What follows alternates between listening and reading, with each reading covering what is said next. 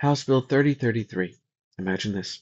You walk into a DPS office to renew your driver's license. While clicking through the screen, you see a new box asking if you want to donate a few dollars to help DPS families when an officer is hurt or killed.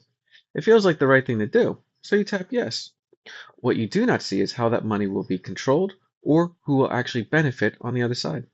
What the bill says it does? House Bill 3033 creates a voluntary donation program. When Texans renew a license or ID, they can contribute money to a fund that helps DPS employees and their families after line of duty injury or death. It also pays for memorial signs. What it actually does? It puts DPS in full control of this new grant fund. This means DPS can write the rules, choose the nonprofits, set the amounts, and keep a slice of the donation money for its own administrative costs. Other first responders such as firefighters, EMS, sheriff's deputies, and city police cannot access this fund at all. Who benefits? DPS employees and DPS-aligned nonprofit groups. DPS gains a permanent fundraising tool built into state licensing, and groups tied to DPS get a reliable source of grants. Who pays the price? Other first responder families who face the same risk but are not eligible.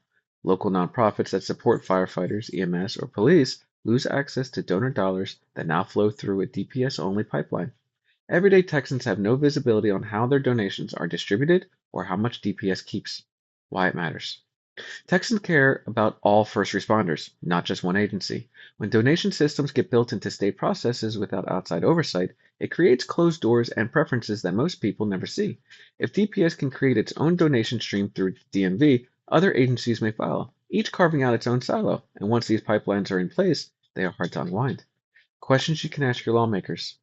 Why is DPS allowed to keep an undefined amount of donor money as reasonable expenses with no cap? Why are other first responders excluded from a program built around public generosity? And would you support adding independent oversight so Texans can see how funds are allocated and to whom? Bottom line, House Bill 3033 turns a simple donation checkbox into a DPS controlled funding pipeline that leaves most first responders behind.